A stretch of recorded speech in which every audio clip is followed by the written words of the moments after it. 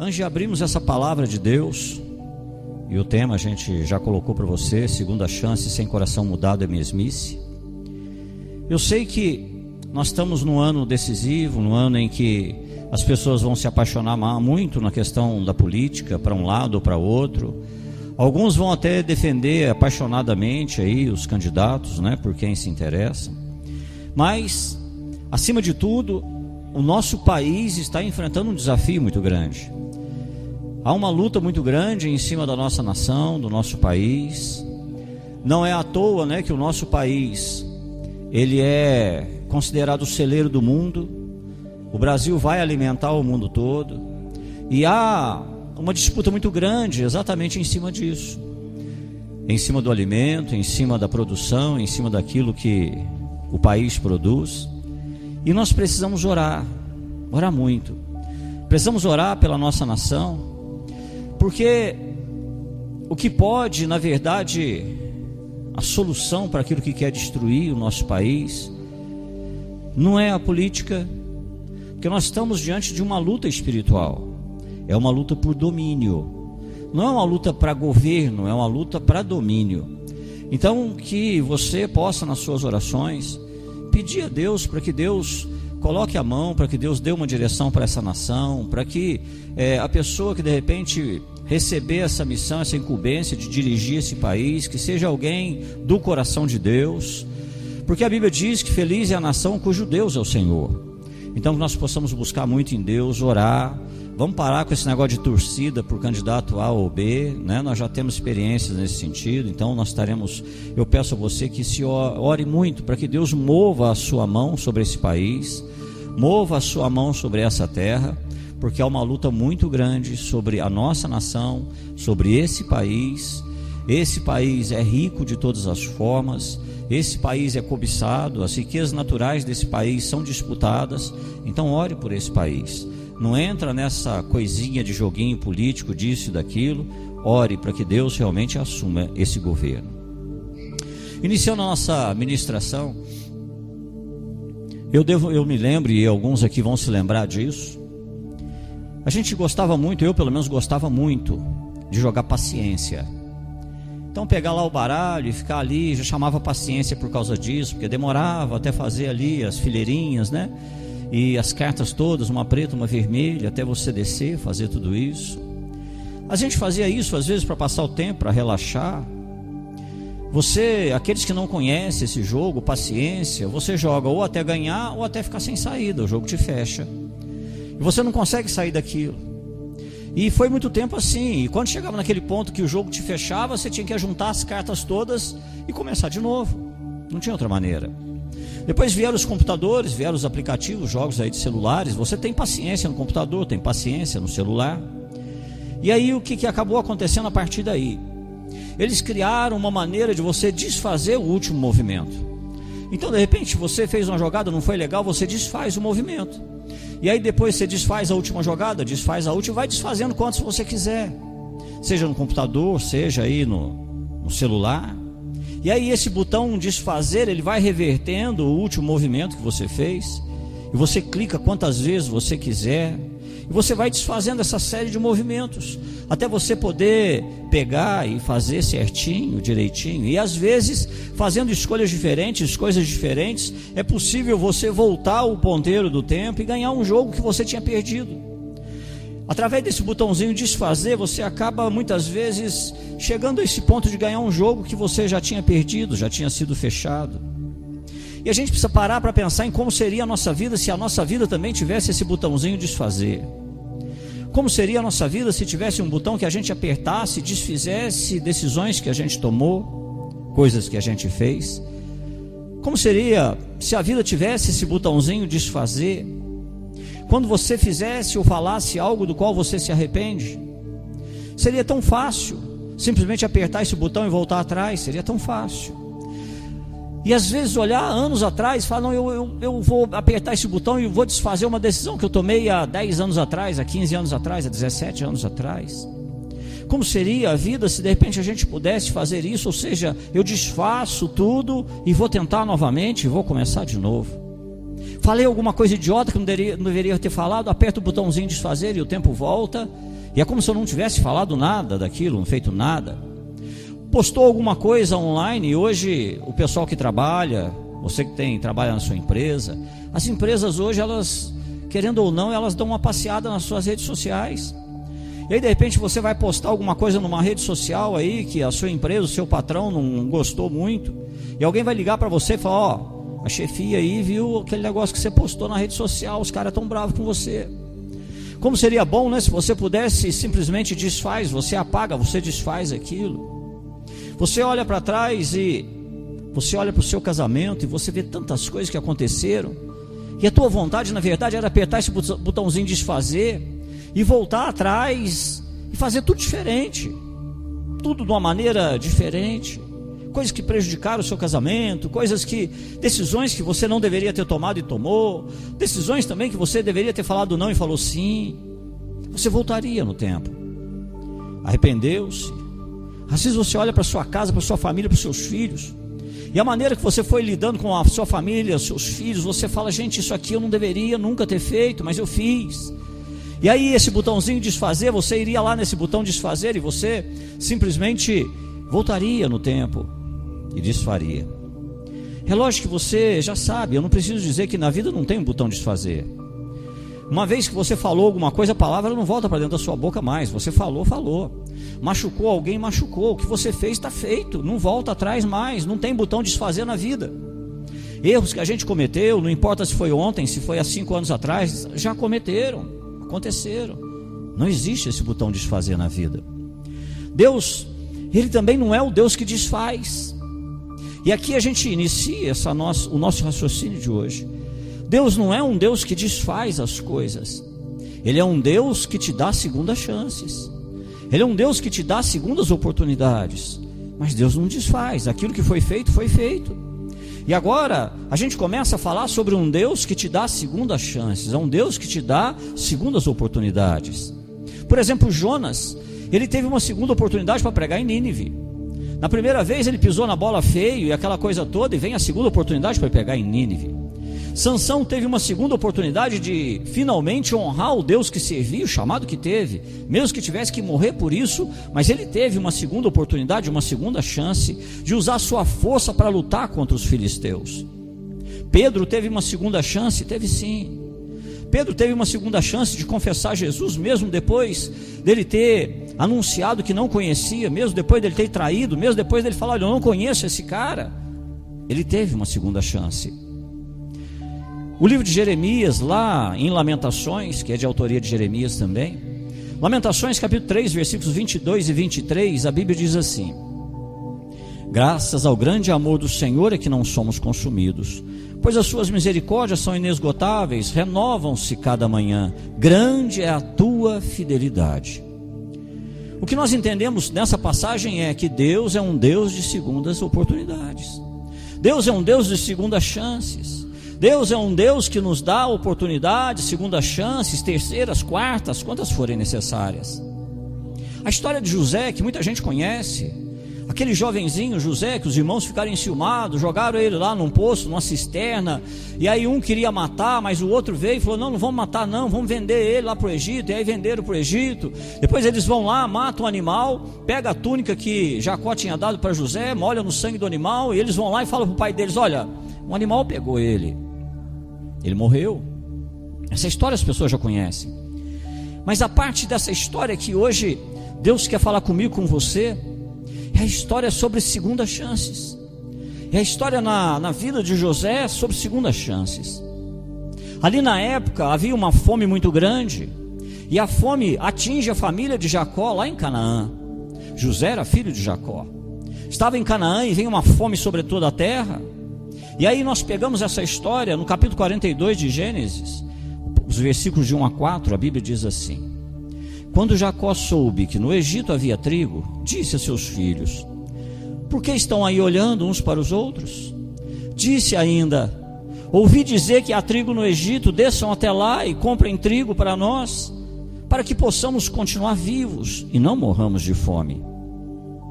E aí 10 dos irmãos de José desceram para o Egito para comprar trigo. foram para lá. Jacó, ele simplesmente tomou uma decisão, e a Bíblia diz: Jacó não deixou que Benjamim, irmão de José, fosse com eles, temendo que algum mal lhe acontecesse. Jacó então ele diz assim para os filhos: olha, fome, tem trigo no Egito, desce para lá, vai pegar trigo. Só que Benjamim não vai. Benjamim era a rapa do tacho, Benjamim era o caçulinha, Benjamim era o filho que Jacó teve na velhice. E aí Jacó fala: olha, Benjamim não vai com vocês não, porque eu tenho muito medo do que possa acontecer com ele. Ele não vai com vocês, ele vai ficar aqui. Desçam para lá para comprar. Os mesmos 10 irmãos que haviam vendido José como escravo há 17 anos atrás. Depois de 17 anos vem a fome. Depois de 17 anos que José já estava agora governando o Egito, ele era o segundo em poder, só perdia para Faraó, vem uma fome. E 17 anos depois, o pai dele, que não sabia que ele estava vivo, chama os 10 filhos e fala assim: olha, desce lá e vai pegar comida, vai comprar comida, porque não tem, vão para o Egito, se apresentem lá diante de quem é o responsável. Ninguém sabia que era José, porque a mentira que foi contada é que José havia sido morto. E aí Jacó fala: desce lá, vê quem é que está vendendo, que é o responsável, desce lá. E eles vão. E quando eles chegam diante de José, eles não reconhecem José. 17 anos haviam se passado, e eles não sabem que é José. E eles chegam diante daquele homem todo poderoso do Egito. Era o homem que podia matar a fome. E eu tenho falado muito isso. Dá uma pesquisada nessas questões, né? A próxima luta que nós teremos aí no mundo todo é a questão de fome, é a questão de alimento. E aí eles chegam diante de José, sem saber que era o seu irmão chamado José. José reconhece. José olha para eles e fala assim: olha, é meu irmão, olha, é Judá, olha. Mas eles não conhecem José. José não se apresenta. José não chega para eles falando: olha, eu sou o irmão de vocês, que há 17 anos atrás vocês tentaram me matar. José não chega falando não. José fica ali quietinho. Só que José começa a fazer, quem gosta de trama, estudar um filme muito legal para quem gosta de trama. José começa a envolver eles numa trama muito maluca. E José começa a fazer isso. A primeira coisa que José faz é olhar para aqueles 10 e falar: vocês são espiões. Vocês vieram para cá para espionar o Egito. Vocês vieram para cá e vocês são espiões. Nós não confiamos em vocês. E aí ele fala assim: olha, eu vou segurar um dos irmãos de vocês aqui, Simeão. Ele fala: esse cara aqui vai ficar aqui, porque vocês são espiões, eu tenho certeza.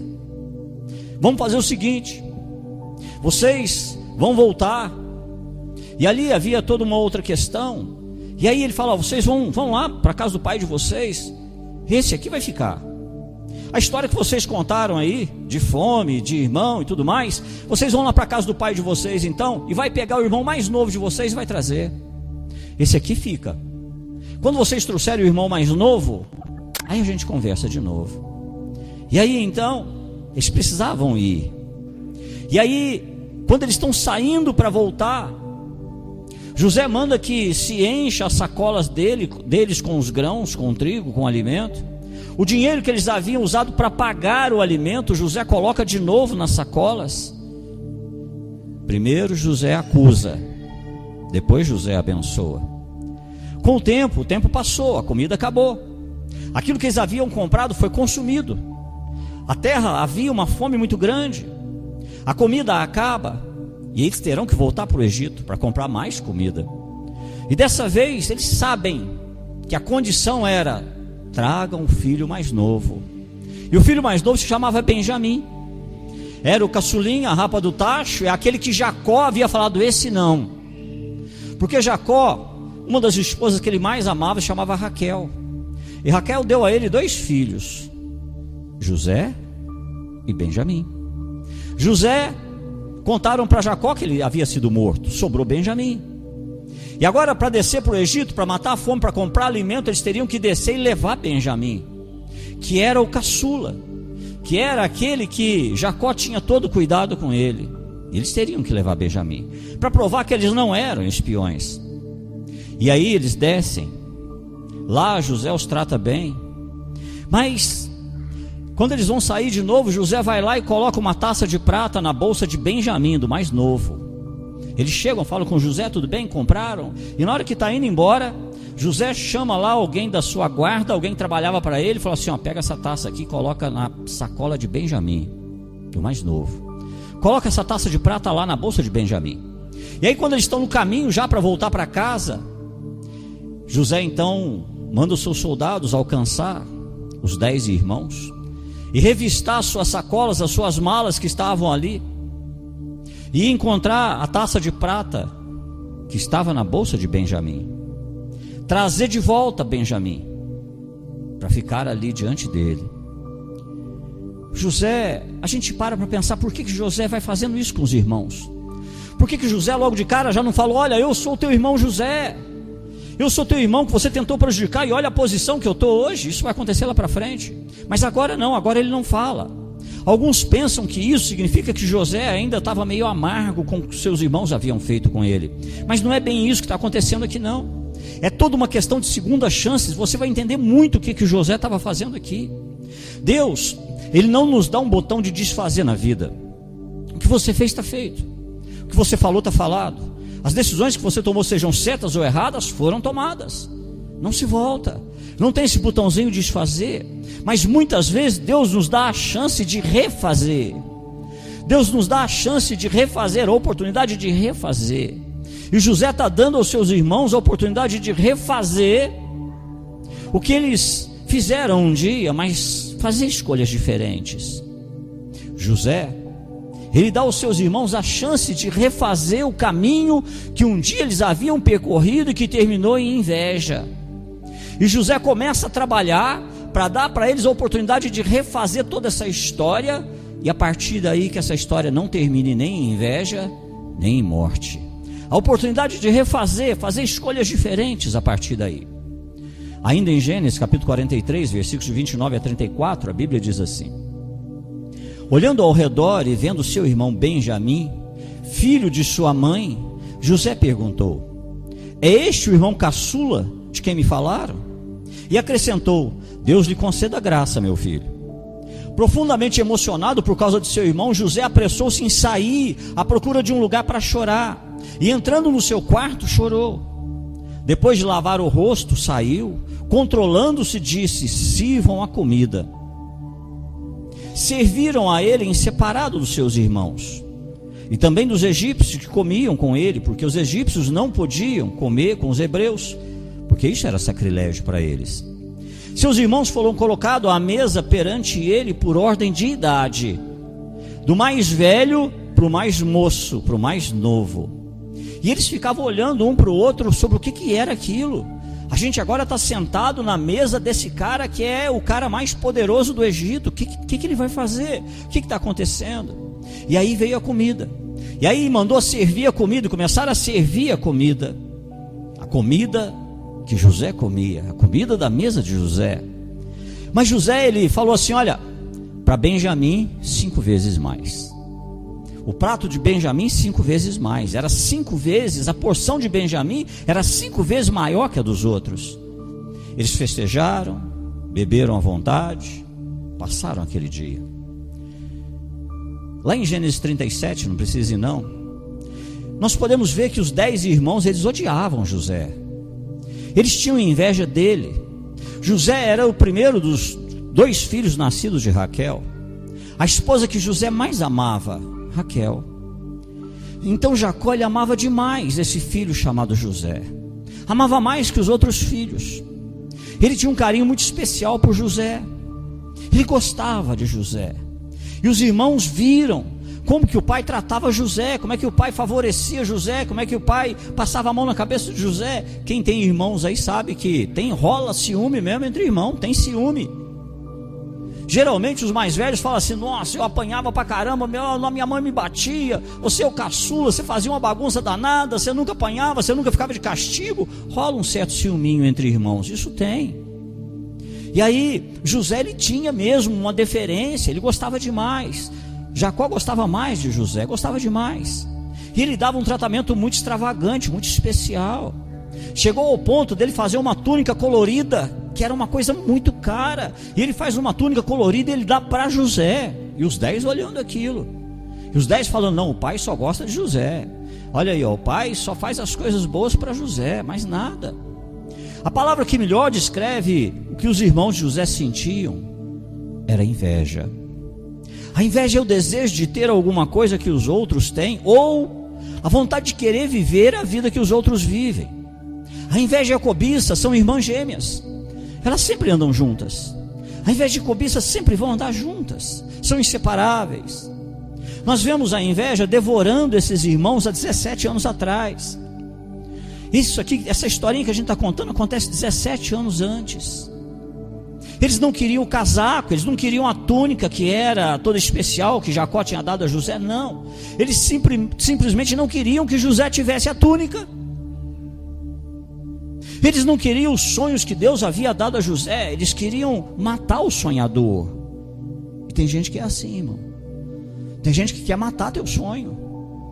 Tem gente que não quer que você sonhe, tem gente que não quer que você pense grande, tem gente que não quer que você pense em caminhar, vencer, não. Tem gente que fica incomodado com isso. Tem gente que olha para a sua vida e chega até a dizer: ele não merece, ou então ela não merece. Olha tanta coisa errada que fez, olha aí, não merece. E aqui isso começa a acontecer. E agora José, depois de 17 anos nessa história toda, José está dando a eles a chance e a oportunidade de refazer esse caminho da inveja e fazer escolhas diferentes. Eles começaram a ver José, e eles não sabiam que era José, fazer a mesma coisa que Jacó fazia com José. José começa a agradar Benjamim. José começa a dizer: olha, eu gosto desse aqui, porção 5 vezes para ele maior, tudo aqui é melhor. E ele fazendo questão que os irmãos vissem que ele estava tratando aquele caçula, aquele Benjamim, de um jeito diferente. A grande questão aqui talvez seria: será que eles teriam inveja de Benjamim como um dia tiveram de José? Será que eles chegariam a invejar tanto como um dia eles tiveram a inveja de José? Jacó, ele não enviou Benjamim com eles na primeira vez, porque ele tinha muito medo que alguma coisa ruim acontecesse com Benjamim, esse caçula.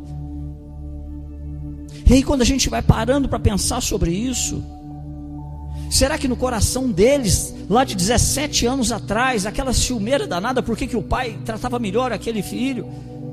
E agora, quando eles saem, a primeira coisa que o pai fala: não quero que aconteça nada com ele, porque se acontecer algo com ele eu morro. Se acontecer algo com Benjamim, eu não resisto, eu vou morrer. E esses filhos agora ouvindo mais uma vez um pai que tinha preferência por um filho, um pai que tinha amor muito mais por um filho, muito mais zelo, muito mais cuidado com um filho. E deixa eu falar uma coisa para você que está aqui: não é que pai ama ou mãe ama mais um filho do que outro, mas é que existem filhos que conseguem criar uma afinidade maior com seus pais. Isso acontece. Existem filhos que conseguem criar essa afinidade. E não é que não se ame o outro não, mas é que um achou uma abertura muitas vezes no coração do pai ou da mãe. E aqui começa a acontecer exatamente isso. Começa a mesma situação de novo. Um dos irmãos sendo tratado de maneira especial, a mesma coisa que aconteceu há 17 anos atrás. Agora com Benjamim, sendo tratado de maneira especial. José fazendo questão de mostrar que Benjamim era especial. Favoritismo, amor especial. E mesmo aqui no Egito, o filho de Raquel está sendo tratado dessa maneira muito especial. O prato muito mais caprichado, muito mais comido do que para os outros. E eles devem estar pensando: poxa, está brincando, tudo outra vez. Eles devem estar pensando: mas o que está acontecendo agora? Eles deveriam pensar essa questão. Mesmo aqui no Egito, será que tratamento especial? O que ele é especial? O que ele é diferente da gente? Só porque é mais novo? Por que ele é diferente? Eles poderiam ter pensado. Poderia ter vindo outra vez a inveja no coração deles, de falar: por que ele está sendo tratado assim? Nós temos muito mais responsabilidade. Por que Benjamim está sendo tratado assim? Será que eles fariam a mesma coisa de novo depois de 17 anos, irmão? É por isso que o tema dessa ministração é: segunda chance sem coração mudado é mesmice. Será que eles iriam fazer a mesma coisa de novo? Porque a situação era a mesma. Diante de alguém que estava sendo preferido, diante de alguém que estava sendo mais amado, diante de tudo isso. E agora, o que será que eles fariam?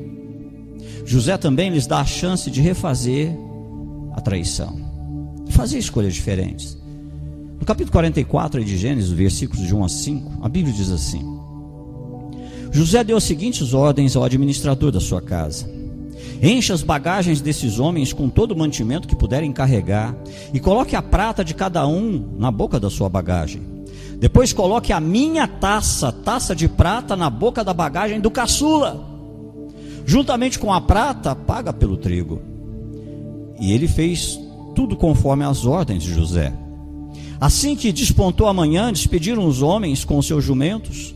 Ainda não tinham se afastado da cidade, quando José disse ao administrador da sua casa: vá atrás daqueles homens, e quando os alcançar, diga-lhes: por que retribuíram o bem com o mal? Não é esta a taça que o meu senhor usa para beber, para fazer adivinhações? Vocês cometeram grande maldade. Nos versículos 14 a 17, desse capítulo 44, os versículos 14 a 17, a Bíblia diz assim: quando Judá e seus irmãos chegaram à casa de José, ele ainda estava lá. Então eles se lançaram ao chão perante ele. E José lhes perguntou: que foi que vocês fizeram?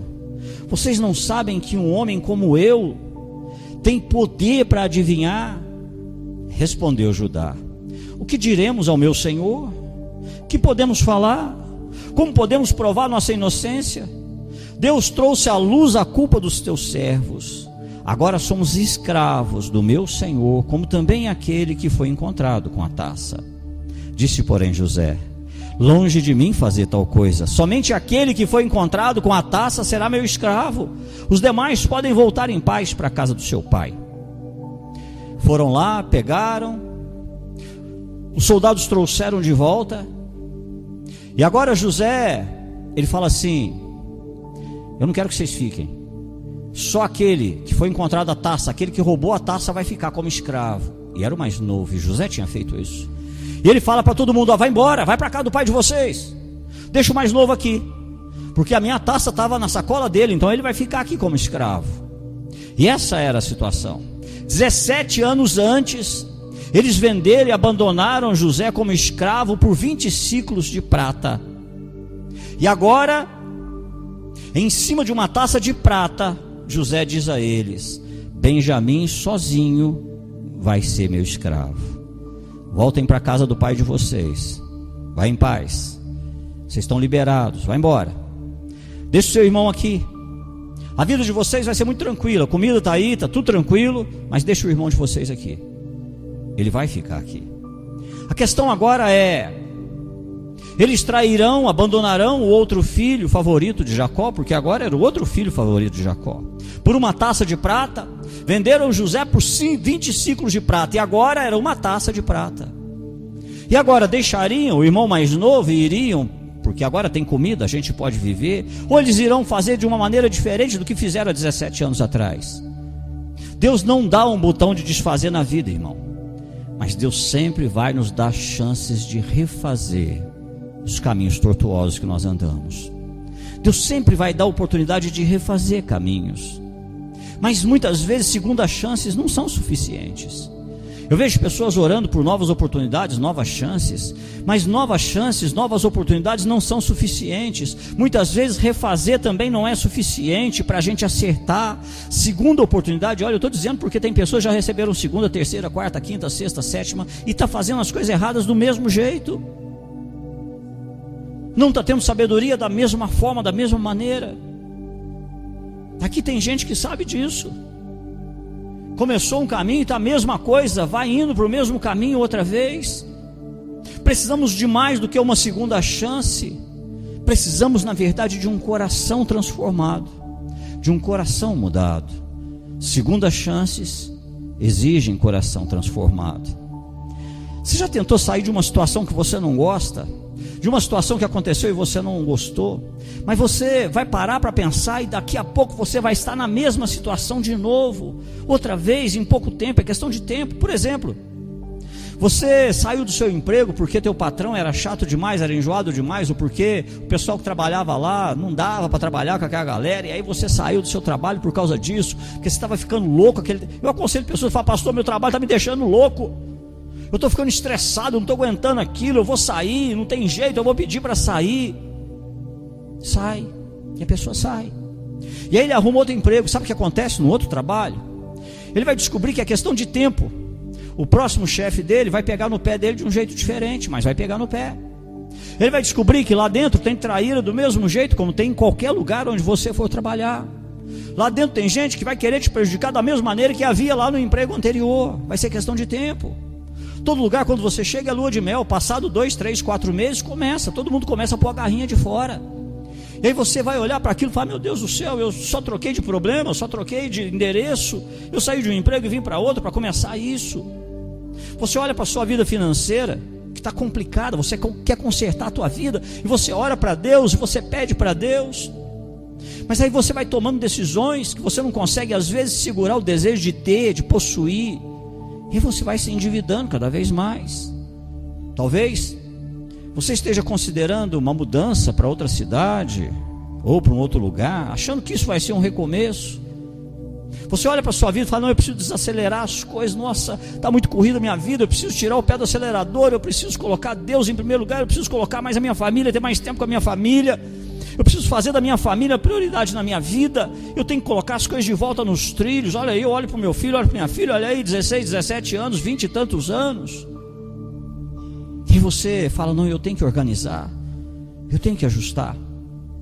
Sabe quantas vezes você disse que precisava organizar a sua vida? Sabe quantas vezes você disse que tinha que organizar a sua casa? Sabe quantas vezes você disse que precisava fazer de Deus a prioridade número 1 da sua vida? Não foi uma não, nem foi duas, foram muitas vezes que você disse: não, eu tenho que organizar minha vida, eu tenho que ajustar isso, eu tenho que fazer. Aí você olha que pouco a pouco a sua vida vai voltando a ser do mesmo jeito que sempre foi. A mesma correria, a mesma loucura, a mesma coisa, sem ter tempo para isso, tempo para aquilo, a mesma coisa, irmão. Outros deixam a igreja porque falam assim: eu não consigo fazer amizade, nossa, eu cheguei aqui mas eu não enturmei com ninguém, deixa eu já falar uma coisa para você, irmão. O que a gente aprende ao longo da vida, nesses 20 e tantos anos de ministério? O que eu aprendi? Que cada um tem a sua panelinha. Não vem com essa história de que não pode ter panelinha na igreja, porque você não entende nada disso. O ser humano, ele gosta de panelinhas. Tem as pessoas que são as pessoas que a gente tem mais afinidade, aquelas pessoas que eu gosto de chamar na minha casa para um aniversário, eu gosto de chamar para um churrasco. Eu não quero chamar uma igreja inteira, eu quero chamar as pessoas que... Então, quando a pessoa chega para mim e começa a reclamar disso, eu falo: irmão, para de reclamar e vai procurar a tua panela, filho. O tempo que você está reclamando, procura a tua panela. Vai procurar aí as pessoas com quem você vai se dar melhor, com quem você vai se dar bem. A nossa igreja, quando lá no comecinho tinha 10, 12, 15, era uma beleza, né? Todo mundo, passagem de ano junto, aniversário, ia nascer o bebê da fulana, todo mundo para lá, 10, 15 pessoas. Depois não tem jeito mais, irmão. A igreja cresce, o maior desafio da igreja se chama comunhão. É muito difícil. A gente tem que parar de ter essa mentalidade de igrejinha. Não dá. Igrejinha, todo mundo toma conta da vida de todo mundo, e todo mundo sabe tudo que está acontecendo. Mas à medida que a igreja cresce, imagina uma igreja com 5.000 pessoas, irmão. Tem coisa acontecendo todo dia, é gente casando, gente separando, é gente tendo filho, a gente não se dá conta de acompanhar tudo isso não. Esse é o desafio que um pastor tem, de criar comunhão numa igreja. Esse é o desafio. E aí eu vejo essas pessoas ainda que não entenderam. E aí eu tenho que falar: irmão, para de reclamar, vai procurar a tua panela, filho. Vai procurar aí, tem 2, 3, 4 aí, quem você vai se dar bem pra caramba, procura eles aí, se une a eles aí, perde tempo não, vai fazer seu churrasco com a sua panelinha. Porque a gente descobre que pessoas ainda pensam assim: ninguém liga pra mim. Tem gente que acha que vai entrar pela porta de uma igreja, vai ter 200 pessoas te aplaudir. Não vai ter não. Vai ter aquelas pessoas que têm mais afinidade com você. Outras vão ter com outras pessoas. E a gente precisa lidar com isso, porque o ser humano, ele acaba não entendendo que ele simplesmente troca de problema, porque o problema não é aquilo. Muitas vezes nós achamos que precisamos de um recomeço, quando na verdade o que a gente precisa é de um coração renovado. Não é de um recomeço, é de um coração transformado. Porque se o seu coração não mudar, você pode ter quantas chances na vida você tiver, você vai fazer a mesma coisa de novo. Você pode ter quantas chances Deus te der, e você vai fazer a mesma coisa de novo, porque o teu coração não mudou. porque o teu coração continua endurecido, porque o teu coração continua resistente. E aí você vai ter segunda chance, porque o nosso Deus é rico em misericórdia, segunda, terceira, quarta, e sempre quebrando a cara, e sempre quebrando a cara. Tem que falar, não tem jeito, é umas coisas. Às vezes a gente escuta algumas coisas assim: eu tenho dedo podre. Tem gente que fala: eu tenho dedo podre. Nossa, Deus do céu. Uns têm dedo podre para homem, outros têm dedo podre para mulher. Não se trata de dedo podre não, meu irmão. Se trata de um coração que ainda não mudou. Se trata de um coração que vai fazer as mesmas coisas, falar as mesmas coisas, ter as mesmas manias, fazer as mesmas brincadeiras. Qual vai ser o resultado? Eu tenho dedo podre, nada dá certo, ninguém dá certo, parece que... E aí fica orando para Deus: Deus, manda alguém na minha vida, Deus providencia alguém para mim, Deus faz isso. Não, irmão, por favor, ora para Deus mudar seu coração, ora para Deus transformar você, para que quando surgir alguém na sua vida, seu coração esteja transformado, mudado, renovado. Nós achamos muitas vezes que estamos deixando o problema para trás. A cada decisão eu deixo um problema para trás.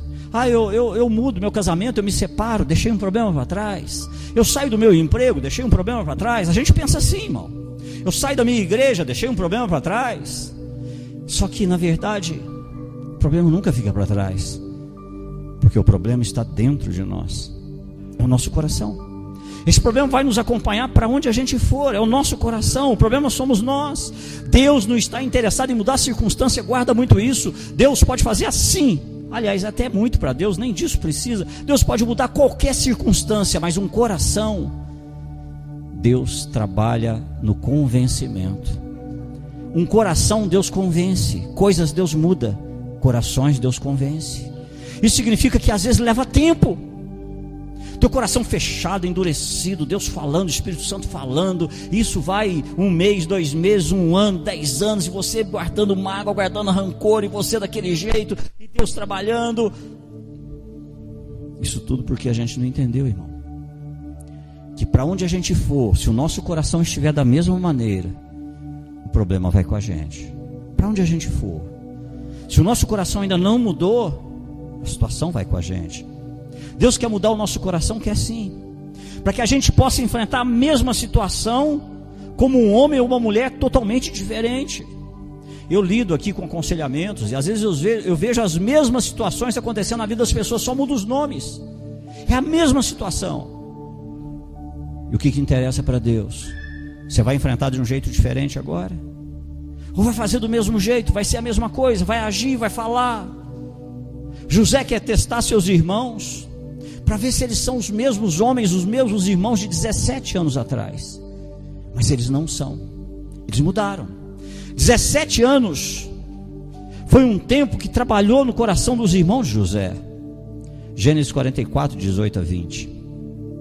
Depois que José vem e fala ao irmão mais novo: fica, vocês podem ir embora.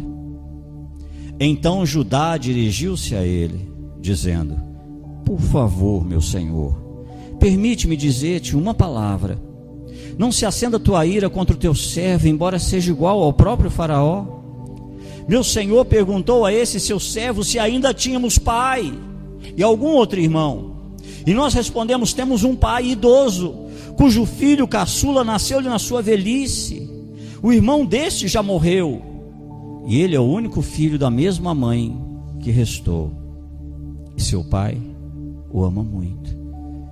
Eles não sabiam que estava falando com José. São 2 filhos que Raquel deu para Jacó, José e Benjamim. E agora estão falando com José e não sabiam que era José, porque fizeram tudo que fizeram. E agora ele está falando: olha, você perguntou para a gente se a gente ainda tinha pai e tinha alguém, mais algum irmão, e nós te falamos que temos um pai, o nosso pai está muito velho, e ele tem um filho, e esse filho aí que é o caçula, que ele ama muito. Os versículos 30 a 34. Agora, pois, se eu voltar a teu servo, meu pai, sem levar o jovem conosco, logo que meu pai, que é tão apegado a ele, perceber que o jovem não está conosco, morrerá. Teus servos farão seu velho pai descer seus cabelos brancos à sepultura com tristeza. Além disso, teu servo garantiu a segurança do jovem a seu pai, dizendo-lhe: se eu não o trouxer de volta, suportarei essa culpa diante de ti pelo resto da minha vida. Por isso agora te peço, por favor, deixa o teu servo ficar como escravo do meu senhor, no lugar do jovem, e permite que ele volte com seus irmãos. Como poderei eu voltar a meu pai sem levar o jovem comigo? Não posso ver o mal que sobreviria a meu pai. Anos atrás, 17 anos atrás, eles não se preocuparam com o coração do seu pai. Há 17 anos atrás, eles não se preocuparam em dizer para o pai que José havia morrido. Há 17 anos atrás, eles não tiveram a mínima preocupação quando, com ciúmes de José, eles tramaram. Há 17 anos atrás, eles tinham ciúmes do amor que Jacó tinha por José. E agora Judá chega, e Judá sem amargura, ele vem e fala: o meu pai ama demais Benjamim. O meu pai não vai suportar ficar sem Benjamim. Eu fico no lugar dele. Eu vou ser escravo aqui, libera ele. Há anos atrás, os irmãos nem ligavam para a dor daquele pai, nem se preocuparam com a dor daquele pai. E agora, Judá está pronto para sacrificar a sua vida pelo bem do seu irmão.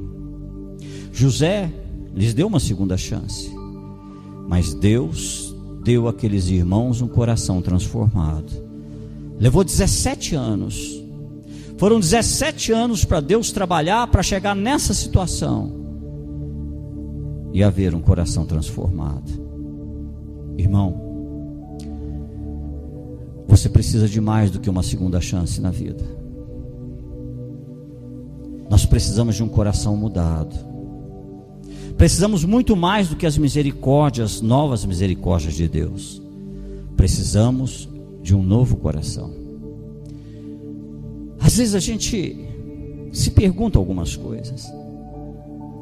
Você é nova criatura?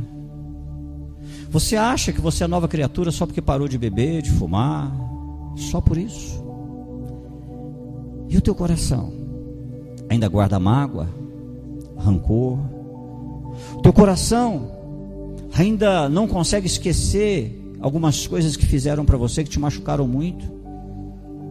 Você é nova criatura, mas só por causa disso, porque parou de beber, porque parou de fumar? O que o Evangelho oferece para mim e para você, esse Deus das segundas chances, também é o Deus que quer dar para mim e para você um coração transformado. Eu estou dizendo isso porque Deus sempre nos dará a oportunidade de fazer as coisas de um jeito totalmente diferente. Eu tive essa oportunidade, minha esposa sabe, ontem Deus falou muito comigo numa situação muito complicada que aconteceu. E aí ontem Deus falou para mim: ó, vai lá, cumprimenta essa pessoa. E aí eu falei para minha esposa: chama tal pessoa, fala que eu quero cumprimentar ela. Fui lá, cumprimentei, falei: olha, amo demais vocês, manda um abraço pro seu marido. Sabe por quê, irmão? Porque existem algumas coisas que um coração transformado não pode carregar a vida inteira. Existem algumas coisas que um coração realmente mudado não podem carregar a vida inteira. E é hora da gente pensar muito nisso. E essa palavra de hoje, ela vem porque eu tenho lidado com situações que eu fico me perguntando até quando as pessoas vão suportar. O Espírito Santo trabalhando todos os dias para nos fazer novos, trabalhando todos os dias lá no interior do nosso coração. Paulo, quando escreve sua segunda carta aos Coríntios, capítulo 5, versículos 17 a 19, ele diz assim: portanto, se alguém está em Cristo, é nova criação, as coisas antigas já passaram, eis que surgiram coisas novas. Tudo isso provém de Deus, que nos reconciliou consigo mesmo por meio de Cristo, e nos deu o ministério da reconciliação, ou seja, que Deus em Cristo estava reconciliando consigo o mundo, não lançando em conta os pecados dos homens, e nos confiou a mensagem da reconciliação. Irmão, o Evangelho não se limita a receber perdão de pecados. O Evangelho é muito mais do que isso. Nós poderíamos ter mais 1 milhão de novas chances. E o nosso coração, se não tivesse transformado, nós faríamos as mesmas coisas de novo, daríamos os mesmos passos de novo, falaríamos as mesmas coisas de novo. A idade não nos torna mais semelhantes a Cristo.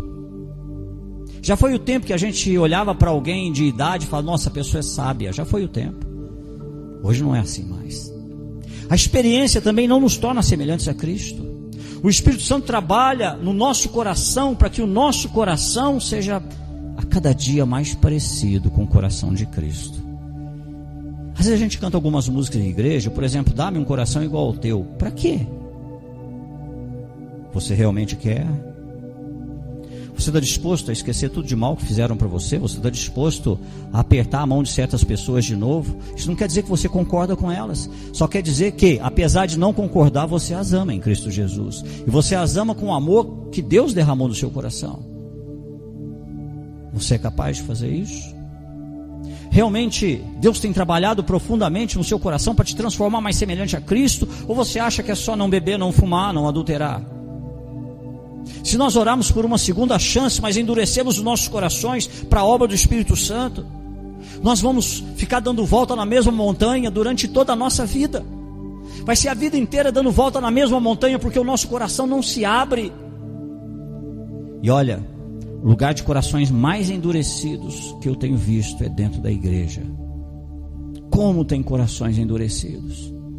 Às vezes num culto Deus vem e fala: perdoa, pega na mão do fulano, faz, e a pessoa lá endurecida, fechada.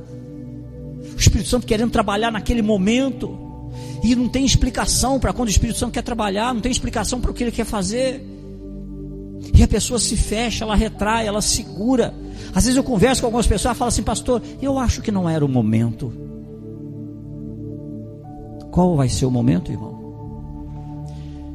Tem uma palavra que eu estou trabalhando nela, mas é uma pregação muito extensa. Nem sei se um dia eu vou fazer pregação de 2 horas, 3 horas. Qual vai ser o momento, irmão? Qual você acha que é o momento de pedir perdão para alguém? Depois que morre? Perdão não adianta mais. Qual é o momento para você dizer para alguém: olha, eu não concordo com você, mas eu amo você? Depois que morre? Também não adianta mais. Nós precisamos parar. E a Bíblia diz que nós temos que consertar enquanto estamos no caminho, para não ficar dando volta nessas montanhas a nossa vida inteira. A Bíblia dizendo que não devemos endurecer os nossos corações. Lá em Hebreus capítulo 3, versículos 15 e 16, a Bíblia diz assim: por isso é que se diz: se hoje vocês ouvirem a sua voz, não endureçam o coração como na rebelião. Quem foram os que ouviram e se rebelaram? Não foram todos que Moisés tirou do Egito? Um coração transformado não pode viver carregado de amargura, de inveja, de ódio. Ficar longe das pessoas que nós culpamos não vai resolver o problema, irmão. Eu já falei aqui algumas vezes, a vida é tão curiosa, você não sabe quem um dia vai estar no hospital trocando sua fralda geriátrica. A velhice vem para cada um de um jeito.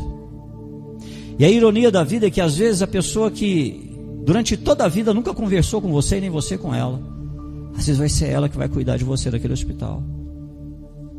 Porque às vezes tem uma família enorme e tem briga para ver quem dorme com você um dia no hospital. É muito triste, irmão. Será que a gente tem que esperar essas coisas acontecerem? Precisamos abrandar o nosso coração, quebrantar o nosso coração, porque a Bíblia diz que um coração contrito, quebrantado, Deus não despreza. Vamos permitir que o Espírito Santo vá retirando essas raízes de amargura, de ressentimentos. Eu sei que a vida te bateu demais, eu sei que a vida judiou de você demais, mas não dá para você ficar carregando isso, não dá. Eu não sei quem foi injusto com você, eu não sei quem te humilhou, eu não sei quem pisou em você, eu não sei quem te abandonou, às vezes no momento que você mais precisava, eu não sei. Eu só sei que você não pode continuar carregando isso na sua vida, você tem que abrir o seu coração para isso. O nosso coração duro não pode continuar nos enganando, dizendo que o problema sempre está nos outros, que o problema não está na gente, que os outros têm que mudar isso e aquilo. O pessoal que vai ajudar na ceia, pode ficando ali mais ou menos de jeito, a gente está partindo para o final. Aliás, não, pode esperar um pouquinho. Muitas situações na nossa vida, irmão, seriam resolvidas simplesmente se um coração se quebrantasse e se abrisse.